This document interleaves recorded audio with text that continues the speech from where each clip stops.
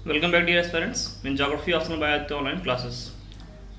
इससे पहले वाले वीडियो हमने जो सामान्य भूगोल एक जनरल ज्योग्राफी होती है उसका परिचय हमने ले लिया और उसके अंतर्गत हमने ब्रह्मांड की उत्पत्ति से लेकर के आपके विभिन्न प्रकार के तारे इत्यादि मंदाकिनियाँ और ग्रहों इत्यादि की उत्पत्ति को समझते हुए सूर्य ग्रहण चंद्र ग्रहण क्या होता है, अक्षांश देशांतर पर कैसे मतलब अक्षांश देशांतर क्या होते हैं, क्या आवश्यकता क्यों है और समय कैसे निर्धारित किया जाता है पृथ्वी के विभिन्न स्थानों पर, वो सब चीज़ों को हमने समझा। ठीक है, एक जो बेसिक हमें आइडिया चाहिए था वो हमने लिया।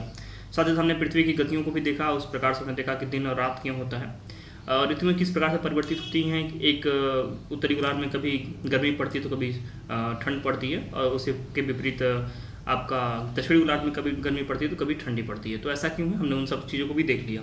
मतलब एक सामान्य परिचय जो हर एक स्टूडेंट्स को पता होना चाहिए, चाहे वो ज्योग्राफी ऑप्शन अपने सब ऑप्शनल के तौर पे किसी भी एग्ज़ाम के लिए लिया हो या नहीं लिया हो, लेकिन पता उनको होना ही चाहिए। ठीक है, क्योंकि एक सामान्य सी बात थी ये। तो मैंने इसको इसलिए बताया ताकि इन केस अगर आप न्यू स्टूडेंट हैं और आपको कुछ भी पता नहीं है इसके बारे में, ज्योग्राफी के बारे में आपको ज़्यादा नॉलेज नहीं है, देन आई थिंक वो आपके लिए बहुत ही बेहतर रहा कि आपने उसको जान लिया, क्योंकि एक बेसिक आइडिया आपको लग गया। आप चीज़ें आगे कैसे डेवलप होंगी आप आराम से समझ जाएंगे, एक ऐसे स्टूडेंट की तरह जो चीज़ों को बिल्कुल शुरुआत से समझने का प्रयास कर रहा है। ठीक है, तो ये सब चीज़ें आपके लिए आगे आसान होती जाएंगी। तो आज हम बात करने वाले पृथ्वी की उत्पत्ति के बारे में, और यहीं से देखा जाए तो एक कोर एरिया जो आपका है जियोमॉर्फोलॉजी का, वो हमारा स्टार्ट होता है। तो हम चीज़ों को काफ़ी तेज़ी से लेकर चलेंगे क्योंकि अपना एक टारगेट खुद का भी है कि उससे जल्द से जल्द कंप्लीट किया जाए ज्योग्राफी ऑप्शन को। ठीक है, तो आज हम शुरू करेंगे अपना पृथ्वी की उत्पत्ति, ओरिजिन ऑफ अर्थ। तो मैंने आपको महाविस्फोटक सिद्धांत पढ़ा रखा है, जिसे इंग्लिश में बिग बैंग थ्योरी कहते हैं। तो देखिए पृथ्वी की जो उत्पत्ति है, आप देखेंगे जिस प्रकार से आप देखा होगा कि मैंने आपको महाविस्फोटक सिद्धांत जब पढ़ाया तो मैंने आपको वहाँ बताया था कि ऐसे कई सिद्धांत आए हैं जिसने मतलब ब्रह्मांड की उत्पत्ति के बारे में व्याख्या करने का प्रयास किया, लेकिन अनफॉर्चुनेटली उनमें से कोई भी जो है सफलता हासिल नहीं कर सका। और जहाँ तक बात की जा रही है बिग बैंग थ्योरी की, तो ये भी मतलब देखा जाए तो ऐसा उतना सफलता नहीं है, सफलता हासिल इसने भी नहीं की है, लेकिन एक जो सर्वमान्य होता है कि ज़्यादातर लोग जिसे मानते हैं हम उसे ही लेकर चलते हैं। ठीक है, क्योंकि अब पृथ्वी के संबंध में अगर देखें, आप ब्रह्मांड के संबंध में अगर आप देखें तो ऐसे कई रहस्य हैं जिनसे पर्दा उठाना अभी भी क्या है, असंभव है और कभी मुश्किल काम है। ठीक है, तो उस पर बस एक है कि अनुमान के आधार पर, कल्पनाओं के आधार पर हम उस पर चर्चा करते हैं, बातें करते हैं और उसी को आधार बनाकर हम आगे की अपनी कार्रवाई करते हैं। ठीक है, लेकिन असल में अगर देखा जाए तो कल को अगर कोई ऐसा मतलब बेहतर से बेहतर कोई सिद्धांत आता है या फिर कोई और ज़्यादा प्रमाणिक सिद्धांत आ जाता है तो हम उसको फिर मान लेंगे, हम बिग बैंग थ्योरी को छोड़ देंगे। ठीक है, तो इस बात से मैं बस इतना कहना चाहता हूँ आपसे कि चीज़ें अभी काफ़ी जटिल हैं, अभी चीज़ें उतनी आसान नहीं जितना कि आप सोच रहे हैं। ठीक है, अभी जितना हमारे सामने दिख रही चीज़ें, हम उसी को आधार बनाकर चीज़ों को लेकर चल रहे हैं और इसी को हम आगे भी आधार बनाकर लेकर चलते रहेंगे। तो इतना आप ऐसा मत मान लें कि सारस्वत है, लेकिन इतना ध्यान रहे कि ये जो चीज़ें आप पढ़ रहे हैं ये चीज़ें अभी इतनी जल्दी चेंज भी नहीं होने वाली हैं। ठीक है, आपके एग्जाम्स में, इवन आपके एग्जाम्स की मैं क्या बात करूँ, आपके सिलेक्शन तक या उसके कई साल बाद तक भी हो सकते हैं ये चीज़ें ऐसे ही पड़ी रहें। तो इसलिए अभी आपको इनको एक अस्थायी सिद्धांत के तौर पर लेकर चलना होगा कि हाँ ठीक है, इसी तरह से पृथ्वी की या फिर ब्रह्मांड की उत्पत्ति होती है। तो आपने महाविस्फोटक सिद्धांत, इन केस अगर आप ये वीडियो देख रहे हैं, इसका मतलब ये है कि आपने जो मैंने जनरल ज्योग्राफी के सारे लेसन कंप्लीट किए हैं, उसके अंतर्गत जो मैंने ब्रह्मांड की उत्पत्ति से संबंधित सिद्धांत को समझाया था, आप, मुझे उम्मीद है कि आप उसे पहले ही देख चुके होंगे, तब आप इस वीडियो को देख रहे हैं। ठीक है, क्योंकि एक पृथ्वी की उत्पत्ति की जब हम बात करेंगे तो उसमें बस इतना ही मैं आपको बताऊंगा कि बिग बैंग थ्योरी के बाद से चीज़ें कैसे होती हैं, और बिग बैंग को मैंने अच्छे समझा दिया था। तो यहाँ पे बस उसी से रिलेटेड हम पृथ्वी की उत्पत्ति थोड़ा सा देख लेंगे, उसके बाद हम फिर आगे बढ़ चलेंगे। ठीक है, क्योंकि यहाँ पे हमने ज़्यादातर चीज़ों को हमने बिग बैंग थ्योरी को डिस्कस करने के दौरान समझ लिया था। तो आइए बात करते हैं पृथ्वी की उत्पत्ति से संबंधित सिद्धांत क्या है। तो वही बात है, कोई इसमें नई बात नहीं, जो बिग बैंग थ्योरी में आपने पढ़ा था वही बातें यहाँ भी हैं। तो जिस प्रकार से ब्रह्मांड की उत्पत्ति के संबंध में विभिन्न मतभेद हैं, हमने बात की थी, ठीक उसी प्रकार से पृथ्वी की उत्पत्ति के संबंध में भी अनेक मतभेद हैं, लेकिन वर्तमान में सर्वमान्य मत महाविस्फोटक सिद्धांत जो ब्रह्मांड के साथ साथ पृथ्वी की उत्पत्ति की भी व्याख्या करता है। तो हम इसे क्या करेंगे, इसे ही हम क्या करेंगे, मानेंगे, इसे ही हम समझेंगे हाँ ठीक है, यही जो पृथ्वी की उत्पत्ति का जो है क्या कारक है, मतलब इसी सिद्धांत के आधार पर पृथ्वी की उत्पत्ति की व्याख्या की जाएगी। ठीक है, तो व्याख्या करता है, तो ये सिद्धांत क्या करता है थोड़ा सा इसके अनुसार समझ लेते हैं। पहले हम चीज़ों को हम समझ ही, लेकिन अब थोड़ा सा यहाँ पे भी देख लेते हैं।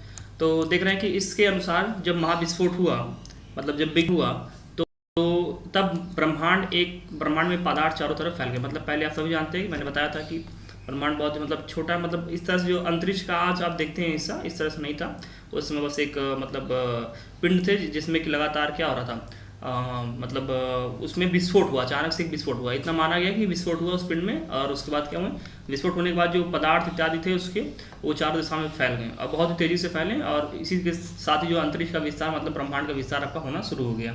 ठीक है, तो फैले हुए पदार्थों के समूहन से विभिन्न आकाश गंगाओं का निर्माण हुआ। जब ये पदार्थ जो ब्रह्मांड जो उस पदार्थ में विस्फोट हुआ, उस पिंड में विस्फोट हुआ, महाविस्फोट हुआ, तो उसके सारे पदार्थ जब फैले चारों दिशाओं में, तो फिर उनसे क्या हुआ कि जो अधिक घनत्व वाले पदार्थ थे उनके चारों तरफ कम घनत्व वाले पदार्थों का समूह होना शुरू हो गया। तो उसके आधार पर आप देखेंगे तो विभिन्न प्रकार की आकाश गंगाओं का निर्माण होता है। और फिर जब आकाश गंगाओं में फिर विस्फोट होता है, तो इससे क्या होता है, जो इनके पदार्थ होते हैं चारों तरफ बिखर जाते हैं, फिर से इन पदार्थों के समूहन से फिर तारों का निर्माण होता है। मतलब कि फिर वही बात है कि यहाँ पे अधिक घनत्व वाले पिंड जो है कम घनत्व वाले अपने पिंडों को अपनी तरफ आकर्षित करते थे और उनका समूहन करते थे, समूहन होता था, तो फिर उसके बाद एक तारे का निर्माण होता था। मतलब विभिन्न प्रकार के तारों का निर्माण इस तरह से आकाश गंगाओं में हुआ। अब तारों में विस्फोट होने के बाद फिर उत्पन्न पदार्थों के समूहन एवं संगठन द्वारा ग्रहों जैसे कि पृथ्वी का निर्माण हुआ। मतलब विभिन्न प्रकार के ग्रहों का निर्माण हुआ, साथ साथ इसमें पृथ्वी का भी निर्माण हुआ। मतलब आपको बस इतना ध्यान रखना है कि जब इस महाविस्फोटक सिद्धांत है, इसी के संदर्भ में हम पृथ्वी के निर्माण की बात करते हैं। जब उस पिंड में महाविस्फोट हुआ तो उसके बाद फिर आप देखते हैं कि आपका इसमें आकाश गंगाओं का निर्माण होता है, फिर आकाश गंगाओं में विस्फोट होता है, तो फिर तारों इत्यादि का निर्माण होता है, तारों में विस्फोट होता है तो विभिन्न प्रकार के ग्रहों इत्यादि का निर्माण होता है। मतलब अल्टीमेटली जो आपका ये पृथ्वी है या फिर कोई भी अन्य ग्रह है, उनका जो निर्माण है वो महाविस्फोटक सिद्धांत से ही क्या है, रिलेटेड है। और आपको ज़्यादा अगर जानकारी चाहिए तो आप महाविस्फोटक सिद्धांत को एक बार फिर से देख सकते हैं। वैसे इतना आप जाने तो इतना इनफ है। बात करें अगर पृथ्वी की आयु के बारे में कि पृथ्वी की आयु कितनी है, ठीक है, मतलब कितनी साल की पृथ्वी हमारी हो गई। तो देखिए इसमें बहुत विभिन्न प्रकार के नियम, मतलब एक दो नियम नहीं, बहुत ही ज़्यादा नियम है जो कि सब के सब यूजलेस हैं, किसी का कोई मतलब ना कभी एग्जाम में कभी पूछा जाएगा और ना वो सत्य है, इसलिए उनका कोई महत्व भी हमारे सामने नहीं है। तो मैं आपको बता दूँ मतलब विभिन्न प्रकार के ऐसे तरीके कि पृथ्वी की आयु को ज्ञात करते हैं, लेकिन सबसे ज़्यादा विश्वसनीय जो तरीका है वो रेडियोधर्मिता, रेडियो एक्टिविटी के आधार पर पृथ्वी की सर्वाधिक विश्वसनीय व्याख्या 4.6 अरब वर्ष आकी गई। मतलब यहाँ जो आयु है, ठीक है, विश्वसनीय आयु की व्याख्या यहाँ पे आप जोड़ लेंगे, आयु की व्याख्या अगर आपको कन्फ्यूजन होगा तो 4.6 अरब वर्ष आकी गई। मतलब कि हमने देखा कि ब्रह्मांड की उत्पत्ति 15 अरब वर्ष पहले हुई और पृथ्वी की उत्पत्ति 4.6 अरब वर्ष बाद हुई। मतलब कि आकाश गंगा में विस्फोट हुआ, फिर उसमें तारों में विस्फोट हुआ, उसके बाद फिर पृथ्वी में विस्फोट होता है। लेकिन जो वर्तमान मतलब अंतरिक्ष में दिखाई देता है वो तो महाविस्फोट के बाद ही वो वर्तमान अंतरिक्ष क्या हुआ था, मतलब आपके सामने आ गया था। चलिए ठीक हो, तो हमने डिस्कस कर ही लिया है। तो अभी इतना ध्यान रखेंगे आप कि रेडियोधर्मिता जो है, रेडियो एक्टिविटी के आधार पर पृथ्वी की सर्वाधिक विश्वसनीय व्याख्या 4.6 वर्ष आकी गई है, ठीक है।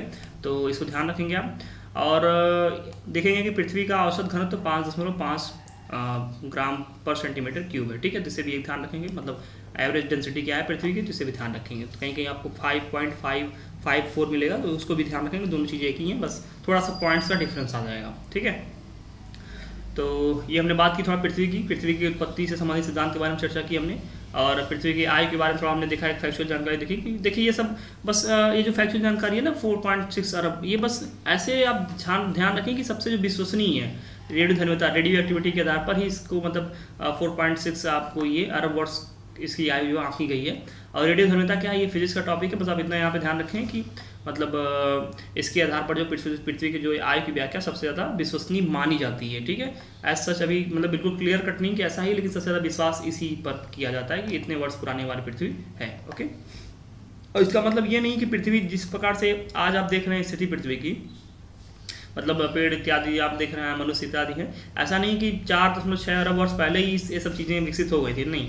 उस समय पृथ्वी अपना एक आग का गोला ही था, फिर धीरे धीरे चीज़ें पृथ्वी ठंडी होती गई, तो विभिन्न प्रकार के मतलब इसमें चट्टानों इत्यादि का निर्माण होना शुरू हुआ, और तो फिर वायुमंडल इत्यादि का धीरे धीरे निर्माण होना शुरू हुआ। मतलब ये काफ़ी लंबे समय में ये क्रियाएं घटित हुई हैं, और उसके बाद आपके जो स्थल और वायुमंडल इत्यादि का निर्माण हुआ है, फिर साथ ही साथ आपके समुद्र इत्यादि का निर्माण हुआ है, ठीक है। तो ये तुरंत जो आज की वर्तमान स्थिति है ये 4.6 अरब वर्ष पहले नहीं हुई थी, बल्कि धीरे धीरे चीज़ें बढ़ी हैं आपकी, ठीक है। आइए बात करते हैं अब कुछ और चीज़ों पर, देखते हैं कि पृथ्वी के बारे में हम जो एक चट्टानों के आधार पर अध्ययन करते हैं कि पृथ्वी के मतलब विभिन्न प्रकार के भूगर्भीय इतिहास जो हम देखते हैं, तो हम चट्टानों को आधार बनाते हैं, ठीक है। तो क्या कहा जाता है, वैज्ञानिकों ने पृथ्वी के भूवैज्ञानिक इतिहास का एक समय मापक तैयार किया है, ठीक है।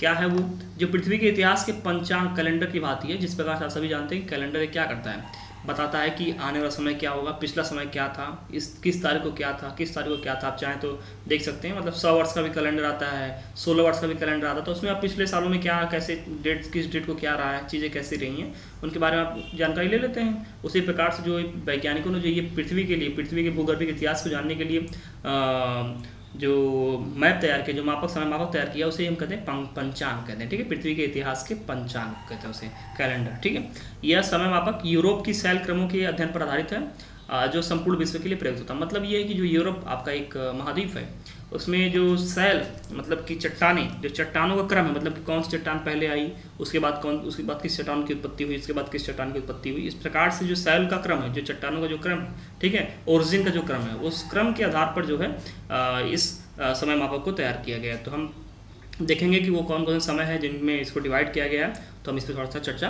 करेंगे। ठीक है, तो ये संपूर्ण विश्व के लिए यही मान्य रखा जाता है कि हाँ ठीक है, ये जो यूरोप के चट्टानें हैं जिनको क्रमवार जो है निर्धारित किया गया है और इनकी आयु को निर्धारित किया गया, हम इसी को पूरे विश्व के संदर्भ में जो है मान लेते हैं। ठीक है, जिस प्रकार से आप देखते हैं कि ग्रीनविच जो 0 डिग्री देशांतर रेखा है, वो पूरे विश्व के लिए मानक समय का कार्य करती है। आइए बात करते हैं नीचे इसके भूगर्भिक इतिहास के बारे में बात करते हैं, जियोलॉजिकल हिस्ट्री ऑफ द बात करते हैं। तो देखिए, पहले मैं आपको बता दूं कि ये जो आपका भूगर्भिक इतिहास जो है, देखिए तो एजोइक, पैलेओजोइक, मेसोजोइक, सियानोजोइक और नियोजोइक, मतलब 5 महाकल्पों में, 5 वृहद युगों में बांटा गया इसे ना, 5 सबसे बड़े बड़े युगों में बांटा गया पहले। ठीक है, कौन से? एजोइक, पैलेओजोइक, मेसोजोइक, सियानोजोइक और नियोजोइक, 5 बड़े बड़े युगों में बांटा गया इसको। उसके बाद हर एक जो महाकल्प है, जो एरा है, हर एक महाकल्प को क्या किया गया? पीरियड्स में बांट दिया गया। ठीक है, जैसे एजोइक की बात करें, जैसे आर्कियन, प्री कैम्ब्रियन में बांट दिया गया। फिर उसी तरह पैलियोजोइक की बात करें, जैसे Cambrian, Ordovician, Silurian, Devonian, Carboniferous, Permian में बांटा गया। मेसोजोइक की बात करें तो ट्रियासिक, जुरासिक, क्रिटेशियस में बांटा गया। सियानोजोइक की बात करें तो इओसिन, ओलिगोसिन, मायोसिन, प्लायोसिन में बांटा गया। नियोजोइक की बात करें तो प्लेस्टोसिन, होलोसिन में बांटा गया। तो आप देखते हैं कि 5 बड़े बड़े मतलब युग आते हैं, महाकल्प आते हैं, बड़े युग आते हैं। अब फिर इन पांचों को जो है मतलब अलग अलग इन पांचों में खुद में क्या किया जाता है? क्लासिफिकेशन किया जाता है। तो इस प्रकार से हम आइए देखते हैं कि पृथ्वी के भूगर्भिक इतिहास के बारे में, किस प्रकार से कौन चट्टानें सबसे पहले आती हैं, उसके बाद कौन से चट्टानें आती हैं और क्या क्या इतिहास रहा है, मतलब चीज़ें बाद में कैसे विकसित हुई धीरे धीरे, उसको हम थोड़ा से एक नज़र भर देख लेते हैं। और मैं आपको बता दूं कि ये जो मतलब विभिन्न महाकल्प और जो पीरियड्स हैं, ठीक है, इनको आप याद कर लीजिएगा। क्यों याद करेंगे आप? क्योंकि आपको मैं जब मतलब पर्वतों के निर्माण के बारे में बताऊंगा तो उसमें भी आपको इनकी आवश्यकता पड़ेगी। ठीक है, और विभिन्न प्रकार के युगों मतलब जंतु इत्यादि के बारे में हम चर्चा करें तो उसमें भी इनकी आवश्यकता पड़ेगी। हम हिमयुग की बात करेंगे तो उसमें भी इनकी आवश्यकता पड़ेगी। तो इसको आप याद कर लेंगे। और चूंकि you are a student of an official geography optional, तो आपसे ये मतलब उम्मीद की जाती है, आपसे ये आशा की जाती है कि आपको ये चीज़ें याद होंगी। In case you are a student for GS, मतलब अगर आप GS के लिए केवल आप तैयारी कर रहे हैं तो आप मतलब इन्हें नहीं जानेंगे तब भी कोई बात नहीं है, कोई प्रॉब्लम उसमें नहीं आएगी। ठीक है, so being a student of geography optional, so you should know about this classification, okay, and you should remember this. तो आइए बात करते हैं हम एजोइक के बारे में बात करें। सबसे पहले एजोइक को हम बांटते हैं 2 पार्ट्स में, आर्कियन और प्री कैम्ब्रियन। तो आर्कियन देखिए कि मैंने यहाँ पे जो टाइम पीरियड है उसको भी यहाँ पे मेंशन कर दिया है। ठीक है, जिसके आधार पे आपको चीज़ें आसान हो जाएंगी।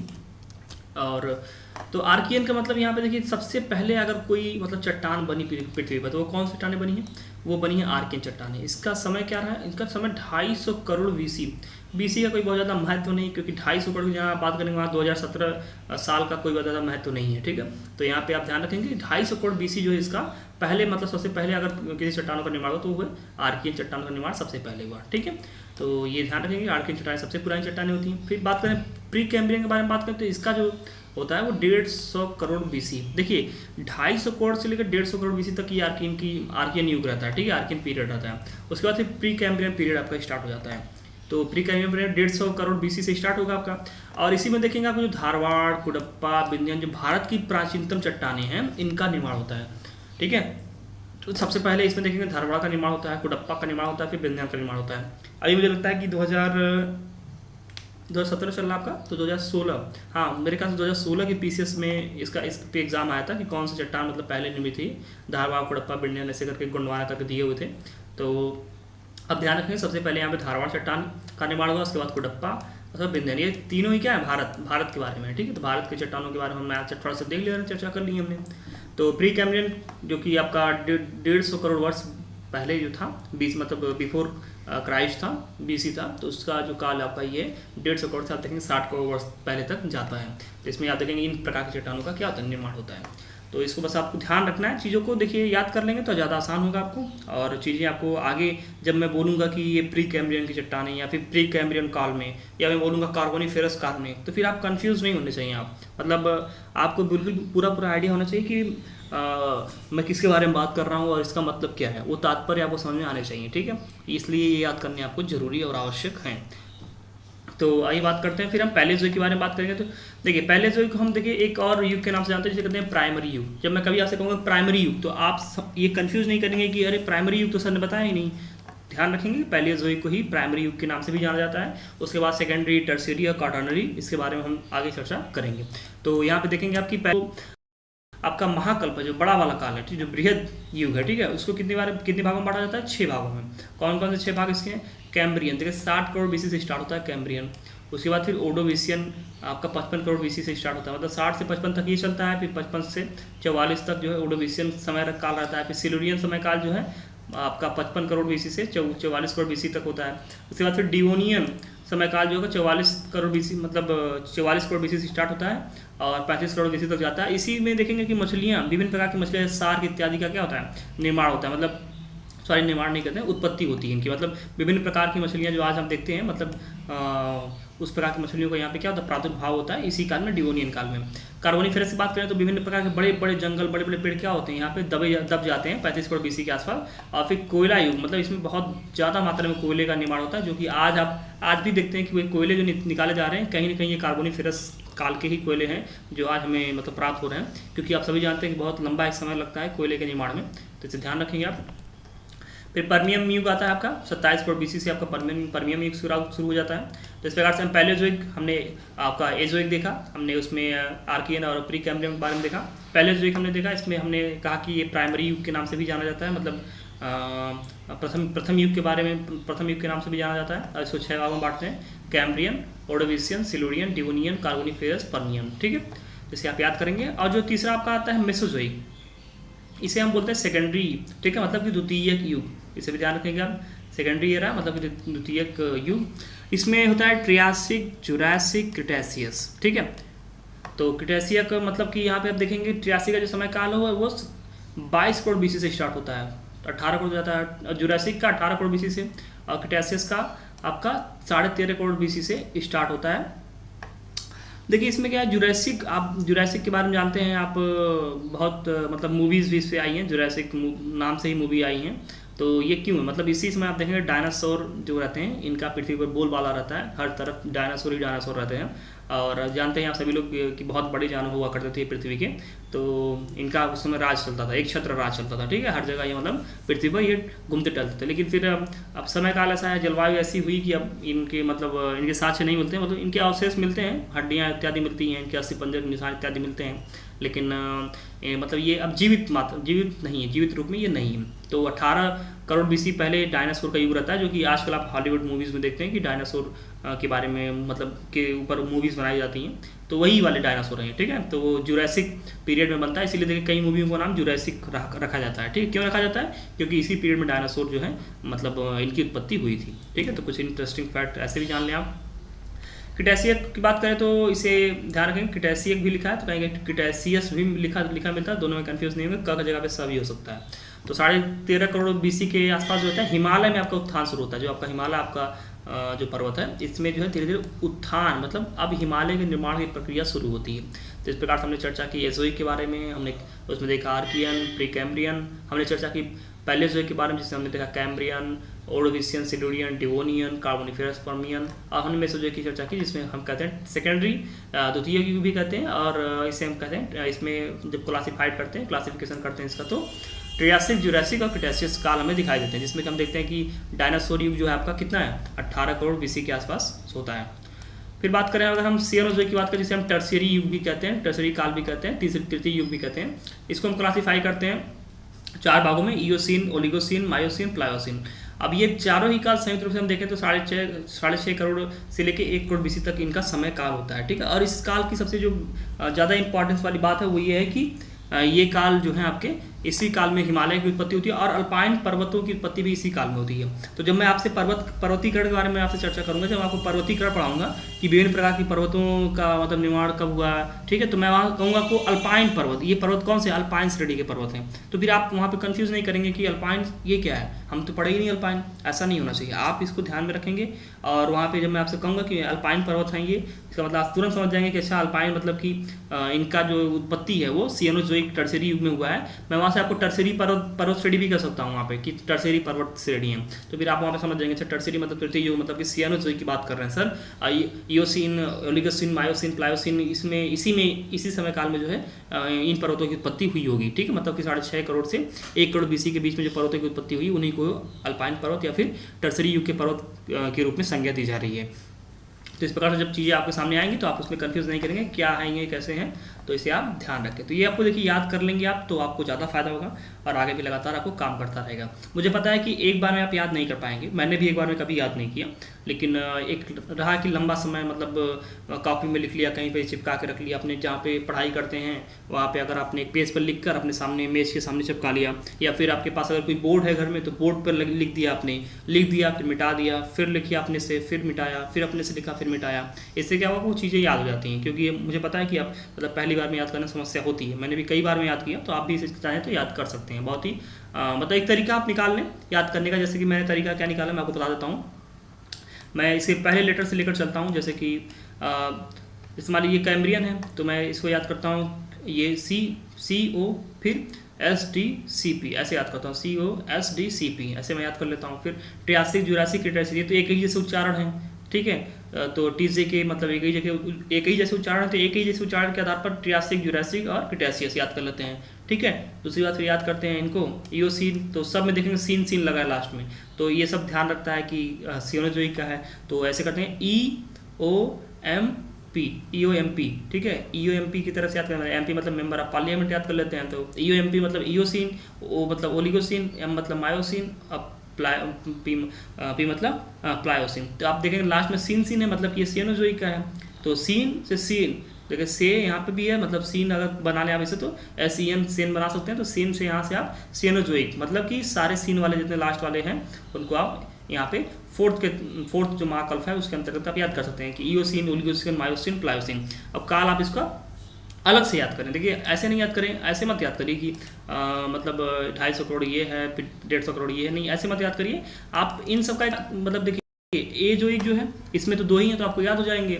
इसके बाद फिर इनका क्रम याद करिए कि कौन है पहले, कैम्ब्रियन है, ओर्डोविशियन है, सिल्यूरियन है, डिवोनियन है, परमियन है, ठीक है, के है, फिर ए है, फिर जो है S है, D है, K है, P है, तो इसका क्रम याद करिए। कैम्ब्रियन के बाद ओर्डोविशियन, फिर सिल्यूरियन, फिर डिवोनियन, कार्बोनिफेरस, परमियम, इस प्रकार से जब याद करेंगे उसके बाद फिर क्या करना है आपको 250 करोड़, 150 करोड़, 60, 55, 44, 40, 35, 27 इस प्रकार से जब याद करेंगे ना तो आपको काल भी याद हो जाएगा 22, 18, 13.5 के बाद फिर 6.5 से 1, फिर इसके बाद आप हम ये इस पे आ जाएंगे नियोजोइक पे, इसको भी याद कर लेंगे।